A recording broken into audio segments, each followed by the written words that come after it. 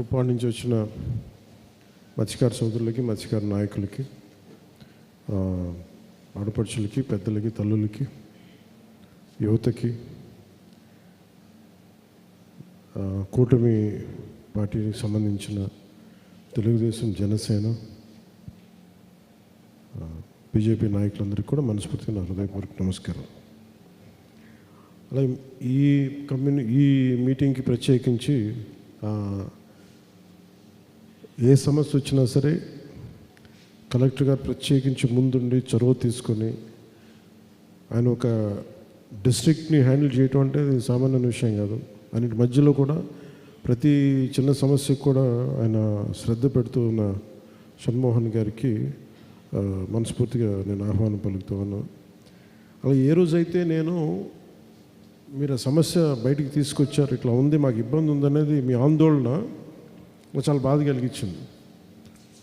నేను ఆ రోజు మీకు సభలో కూడా చెప్పింది, నేను ఒక మత్స్యకారులాగా ఆలోచిస్తాను. నేనే చేపలు పట్టిన వృత్తి అయితే నేను ఎట్లా ఆలోచించాలి, ఏం చేయాలి. దాంట్లో నేనేమనుకున్నానంటే, ఒకటి ఆ రోజు మత్స్యకారు యువత అందరితో మాట్లాడాను. మీరు నన్ను చూడాల్సింది, లాస్ట్ టైం కొంతమంది అంటే నేను పార్టీల పరంగా మాట్లాడుతున్నాను. ఫస్ట్ ఈ సమస్యకి ఇప్పుడు ఉప్పాడ సీ ప్రొటెక్షన్ వాల్ ఉంది. సీ ప్రొటెక్షన్ వాల్ ఇన్ని మీకు ఆల్మోస్ట్ ఒక దశాబ్దంన్నర నుంచి 30 years నుంచి, బట్ లాస్ట్ దశాబ్దంన్నరగా 15 ఏళ్ళుగా ఎక్కువ కోత గ్రోత్ వచ్చింది. ఇది ఒకటి ప్రకృతి పరంగా ఉన్నది. దీన్ని చేసేవాడి మీదే రాళ్ళు పడతాయి. ఎవరైతే పని చేస్తానంటారో వాడి మీద ఎక్కువ రాళ్ళు పడతాయి. ఏముండదండి, పన్నుల చెట్టుకి రాళ్ళు పడుతూ ఉంటాయి. చేయనోడిని ఎవరు పట్టించుకోరు. నేను చేస్తుంటే ఇంకా చేయంటే మిమ్మల్ని ఏం కోరుకున్నానంటే, ఇప్పుడు ఉదాహరణకి ఇప్పుడు మన జట్టి ఉంది, ఉప్పాడు జట్టి కొత్త కట్టారు. అది డిజైన్ లోపం. అది ఆ డిజైన్ లోపం వల్ల కరెక్షన్ చేయలేకపోవడం, దానికి 90 కోట్లు మళ్ళీ అదనంగా ఖర్చు పెట్టాల్సి వస్తుంది. ఇప్పుడు లాస్ట్ ప్రభుత్వంలో కూడా డబ్బులు ఎలా వెళ్ళిపోతున్నాయని చెప్పడానికి కూడా మీకు, ఇప్పుడు కాఫర్ డ్యామ్ ఉంది పోలవరం, వీళ్ళు అరాకొరగా మనుషుల్ని మార్చేసి ఏమంటుందని కన్స్ట్రక్ట్ చేసి కాంట్రాక్టర్స్ని మార్చేసి దానివల్ల 1000 కోట్లు వృధా అయిపోయింది. అది ఎందుకు పనికిరాదు ఇప్పుడు. అందుకని మళ్ళీ కొత్తది కట్టింది. అది కేంద్ర ప్రభుత్వానికి మళ్ళీ అదనపు భారం. అది అలాగే మన ఉప్పాడది కూడా 90 కోట్లు మన అదనం ఆల్రెడీ కట్టేసాం. కట్టిన దానికి మళ్ళీ కరెక్షన్కి మళ్ళీ 90 కోట్లు అవుతుంది. సో ఇవి కూడా మీరు అర్థం చేసుకోండి. అంటే ఇవన్నీ ఎందుకు చెప్తున్నాను అంటే, ఒకసారి వాస్తవాలు ఇప్పుడు కూర్చోబెట్టి మేము చేయడానికి డబ్బు ఉన్నది ఎంత అందంగా ఎంత బాధ్యతగా ఖర్చు పెట్టాలనే దాని మీదే మేము అందరం ఉంటాం. ఉన్నది పరిమితమైన డబ్బులు ముఖ్యంగా మనకు సంబంధించిన రాత్రి ఇప్పుడు ఈ రోజున మనకి ఉప్పాడ సీవాల్ ఉంది, తీర ప్రాంత రక్షణ కూడా. అది ఎంత ఖర్చు అవుతుంది? 323 కోట్ల రూపాయలు ఖర్చు అవుతుంది. కానీ మనం చేసే పని ఇప్పుడు రేపొద్దున తీర ప్రాంత రక్షణ చేస్తే అందరికి ఉపయోగపడదు. ఈరోజు మనం చేయబట్టి ఏం జరుగుతుందంటే, నేను వెళ్ళి ప్రత్యేకించి అది హోమ్ మినిస్ట్రీ చేయాలి, దాన్ని కేంద్ర హోంశాఖ వారి కింద ఉంటుంది. వారితో అనేక పర్యాలు మనలాగే దేశమంతా ఇలాంటి తీర ప్రాంతం ఉన్న చోట్ల సముద్రపు కోత గురవుతున్న ప్రతి ఒక్కరు కూడా చాలామంది అప్లికేషన్లు పెట్టారు, మాకు కావాలని. నేను ప్రత్యేకించి నివేదించాను. నాకున్న బలం ఏంటి, కూర్చోబెట్టి మాట్లాడి చెప్పి మనం ఇంత అండగా నిలబడ్డాం కాబట్టి వాళ్ళు కూర్చోబెట్టి సూచనప్రాయంగా మేము తెలియజేశారు. మనకేం తెలియజేశారు, ఖచ్చితంగా దీన్ని ముందుకు తీసుకెళ్తాం. అది ఇంకొక మీటింగ్ ఏదో ఉందో, ఆ మీటింగ్ ఇప్పుడు నేను ఢిల్లీ వెళ్తున్నాను. సో నా కోరిక ఏంటంటే, ఈ టర్మ్లోనే మన తీర ప్రాంత రక్షణ గోడ మొదలవ్వాలి, అది పూర్తి అయిపోవాలని మనస్ఫూర్తి కోరిక. అంటే నేను మిగతా పార్టీ వాళ్ళగా నేను కూర్చోబెట్టి బూతులు తిట్టేసి గోడలు చేసేసి ప్రతి చిన్న గొడవను పెంచి పెద్ద చేయలేదు. నేను గొడవ తగ్గించడానికి ఉంటాను, లేదంటే గొడవలు సామరస్యపూర్వకం తగ్గించి సమస్యకు పరిష్కారం వెతుకుతాను. అలాగే మొన్న అసలు ఇదంతా ఎందుకు స్టార్ట్ అయింది, పొల్యూషన్ అనేది పరిశ్రమ ఉన్న చుట్టుపక్కల పరిశ్రమల కాలుష్యం వల్ల మత్స్య సంపద ప్రధానమైన కంప్లైంట్ ఏంటి, మత్స్య సంపద నశించిపోతుంది. ఇదే కదా మన మేజర్ కంప్లైంట్, మా జీవనోపాధి కోల్పోతుంది. ఇది వాస్తవాలేంటి అవాస్తవాలేంటి అసలు ఎంత అనేది ఇప్పుడు కూర్చోబెట్టి ఇప్పుడు మనం ఒక ఇప్పుడు మనకు వ్యాధి నిర్ధారించాలి అంటే, జబ్బుని చెప్పాలి అంటే టెస్టులు లేకుండా జబ్బుని చెప్పలేం. మీకు కొంతమందికి ఒక అనుభవం ఉంటుంది, మనకి ఇక్కడే తేడా ఉంది. ఏంటి తేడా అంటే అది ఓఎన్జీసీ వల్ల వచ్చిందా లేదంటే ప్రకృతి పరంగానే. ఒకసారి సముద్రంలో కూడా ఎక్కడో పక్క దేశాల్లో ఉండే పొల్యూషన్ కూడా వచ్చి మన తీర ప్రాంతం చేరుతుందా కరెంట్స్ వల్ల, ఇవన్నీ తెలియదు. అందుకని మనం కూర్చోబెట్టి దాన్ని నిర్ధారించడానికి నేను డాక్టర్ జో కేడుక్కుడన్ అని మన ప్రిన్సిపల్స్ ప్రధానమైన శాస్త్రవేత్త, మన రీజనల్ మన ఐకార్ అని ఉంటుంది, Indian council of agricultural research and central marine fisheries research institute, ఇది విశాఖపట్నం రీజనల్ డైరెక్టర్. సో వారిని నేను ప్రత్యేకించి పిలిపించాను. ఆయన పేరు మన కలెక్టర్ గారు సిఫార్సు చేశారు. ఆయన కూర్చోబెట్టి నేను ఏం చెప్పానంటే, సార్ మీ ఇన్స్టిట్యూట్ తాలూకు అసలు ముఖ్య ఉద్దేశం ఏంటి అంటే, వాళ్ళు ఏంటంటే మత్స్యం ఒక మాటని చేపల వృత్తి మీద ఆధారపడే మత్స్యకార కుటుంబాలని వారికి జీవన ప్రమాణాలను పెంచడం. అంటే వారికి ఏదైతే వేట ప్రధానమో ఆ వేట తాలూకు ఆ మత్స్య సంపదని ప్రప్రదంగా దాన్ని పెంచడం, వారి రక్షణకి ఇది. సో చెప్తా నేనేం చెప్పానంటే, ఆయన 100 చెప్పాను నాకు.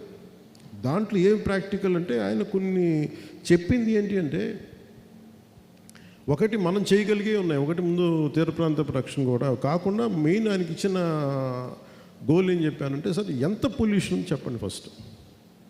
ఎందుకంటే మనం వెళ్ళి స్థానికంగా కొంతమంది ఉండి నాయకులు కూర్చోబెట్టు, లేదంటే నేను కూడా గబుక్కుని భావోద్వేగానికి లోనైపోయి కోపం వచ్చేసి ఒక పరిశ్రమలు అనేస్తే, ఒకవేళ అది నిజం కాకపోతే, ఒకవేళ ఇంకో కారణం అంటే మనందరినీ ఏం చేస్తారో తెలియదు. నేను అబాస్ పాలు అయిపోతాను, మనకేమో స్టాండ్ ఉండదు.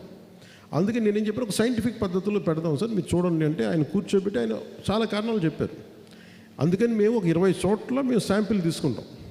అవసరమైతే డీప్ డైవర్స్ ఉంటారు కొంతమంది మా సంస్థల్లో, మేము వాళ్ళని మా గర్భంలోకి పంపిస్తాం. వాళ్ళు చెప్తారు కొంచెం, మీరు కూడా వాళ్ళని మీ సహాయ సహకారం మీ పడవల్లో తీసుకెళ్ళి ఇక్కడ మాకు ఉంది ఇబ్బంది అని అంటే, వాళ్ళు లోపలికి పోయి ఆ లోపల వాళ్ళు ఏం చేస్తారంటే కూర్చోబెట్టి ఆ మట్టిని తీస్తారు. అసలు అక్కడేమైనా సముద్ర మట్టంలో గర్భంలో ఏదన్నా ఈ పారిశ్రామిక కాలుష్యం ఉందా, అసలు ఉంటే ఎంత ఉంది, అసలు లేదా, వీటన్నిటి మీద వాళ్ళు పరీక్షలు పెడతారు. దీని మీద అది చేసిన తర్వాత మనం నిర్ధారించాలి ఇది అసలు ఎంత ఉండాలి అనేది కొన్ని ప్రమాణం ఉన్నాయి. అంటే కాలుష్యం ఉంటే తీర ప్రాంతాల్లో ఉన్నాయి అంటే మరి ఎంత కాలుష్యం ఉంది, ఏ స్థాయిలో ఉంది, అసలు మత్స్య సంపద చచ్చిపోయేంత కాలుష్యం ఉందా లేదా, ఏం కారణాలు, 100 కారణాలు ఇవన్నీ కూర్చోబెట్టి అది సైంటిఫిక్ అనాలిసిస్ చేస్తారు. మీతో మాట్లాడిన వారం రోజులు చేసామా 5 రోజులుగా, అక్కడ పిఠాపు నుంచి వచ్చిన 5 రోజులకే నేను కరెక్ట్ 5 రోజుల తర్వాత జోగాన్ని పిలిపించి మాట్లాడితే ఆయన చెప్పారంటే, ముఖ్యంగా మేము ఆయన కేరళ వాస్తవ్యులు, మేము కేరళలో ఇలాంటివి చేస్తాం. మనకున్నది ఉప్పాడ కొత్తపల్లిలో 7,200 మంది ఫిషర్మెన్ ఇళ్ళు ఉన్నాయి, మన మత్స్యకారులకు సంబంధించి. దీని మీద 25,600 మంది వ్యక్తులు బతుకుతున్నారు, 7,200 కుటుంబాలు వాటిని ఆధారం చేసి. ఇంతే కదా సార్, మన 25,000 మంది 25,600 మంది. దీనికి నేను ఏం చెప్పానంటే, ముందుగా చెప్పాలి, రెగ్యులర్గా అసలు వాతావరణంలో పర్యావరణంలో ఎంత కాలుష్యం ఉంది అది మీరు రెగ్యులర్ ఆడిట్ ఒకటి చేయాలి సార్. అది నేను ఫస్ట్ రాగానే అదొకటి తెలియజేశాను. తర్వాత సీ ర్యాంచింగ్ అని ఉంది. దాంట్లో మనం ఏం చేయాలి, సముద్రపు జీవాల చేపల్ని సముద్రంలోకి విడిచిపెట్టడం. సో దాంట్లో భాగంగా ఏం చేసాం, ఒక 50,000 మన పండుగ అప్పల్ని మనం చేసాం. అంటే మత్స్య సంపద తగ్గిపోయింది, మనం వదిలేం వాటిని.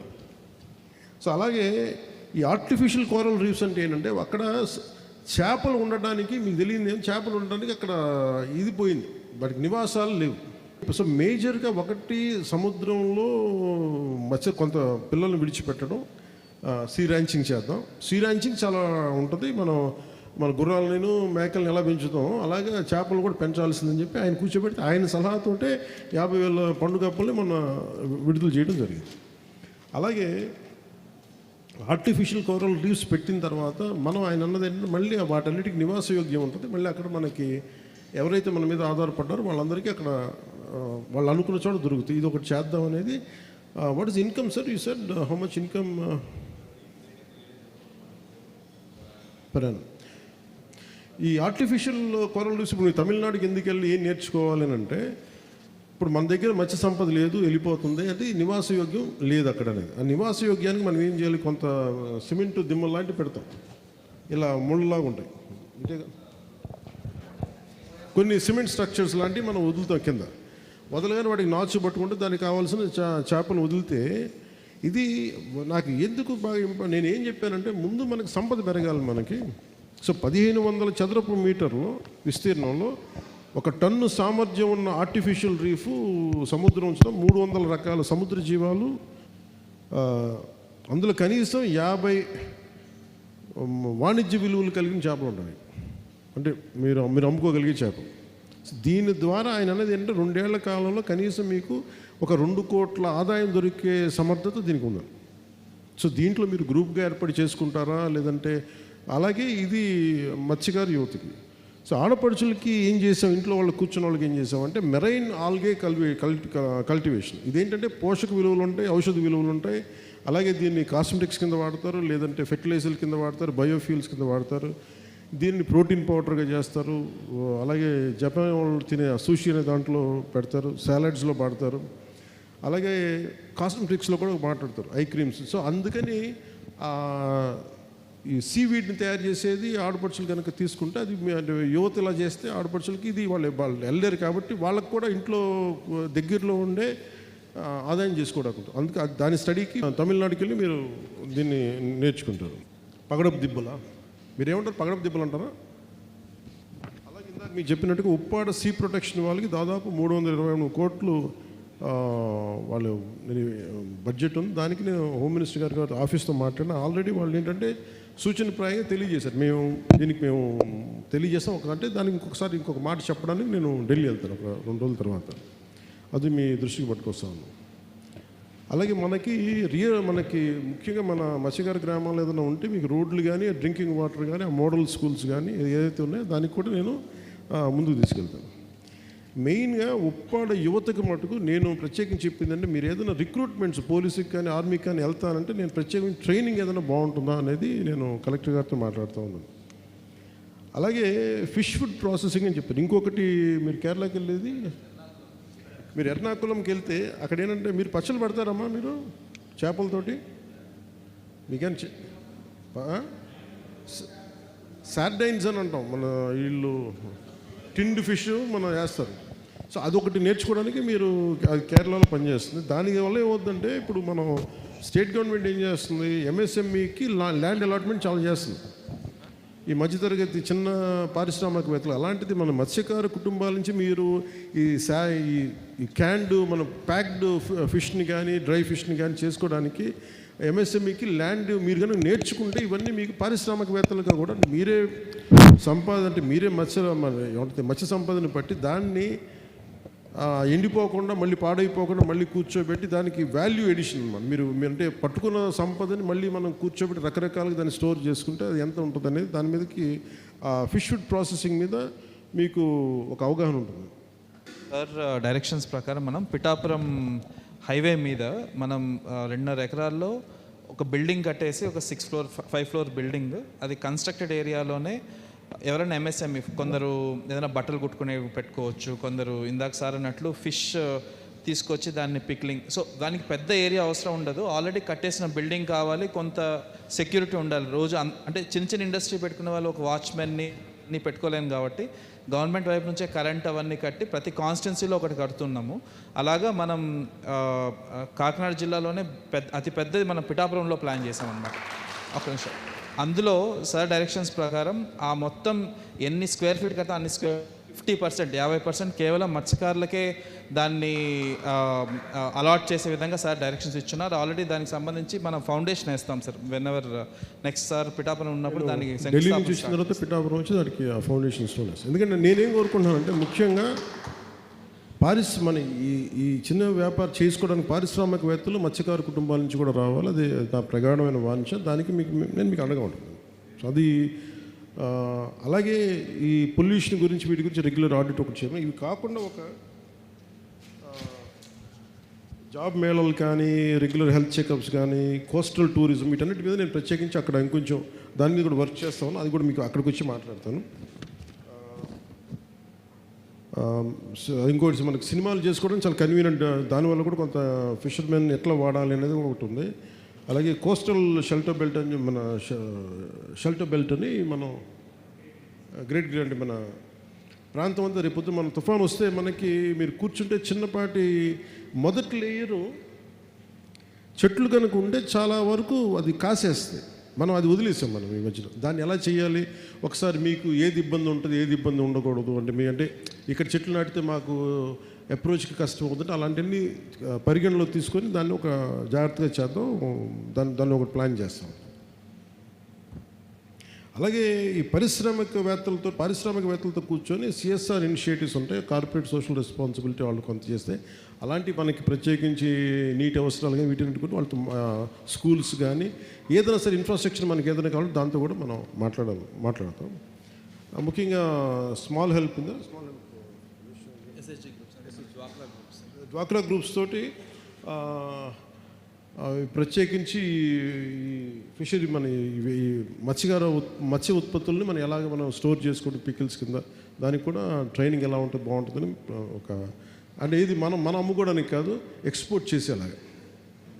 సో మన ఎంఎస్ఎంఈ మన 50% ల్యాండ్ చూసుకుంటే ఇవన్నీ మనం స్టార్ట్ చేస్తే దీన్ని ఒక సర్టన్ క్వాలిటీ కంట్రోల్ తోటి మనం ఆదాయం వచ్చేలాగా ఇవన్నీ ప్లాన్ చేస్తాం. సో మీరు కేరళను తమిళనాడు ఈ మీటింగ్ వెనక నేనేం ఆ రోజు చెప్పి మర్చిపోలేదు, నేను ఉన్నానని చెప్పడానికి మళ్ళీ అంటే ఆ భయం ఉంటుందేమో మీకు, వదిలేసాడు మళ్ళీ మమ్మల్ని అట్లా ఏం వదలలేను కాదు. నేను 100 పనులు చేయాలి కాబట్టి అన్ని పనులు ఇక్కడి నుంచి కూర్చొని చేయాలి కాబట్టి చేస్తాం.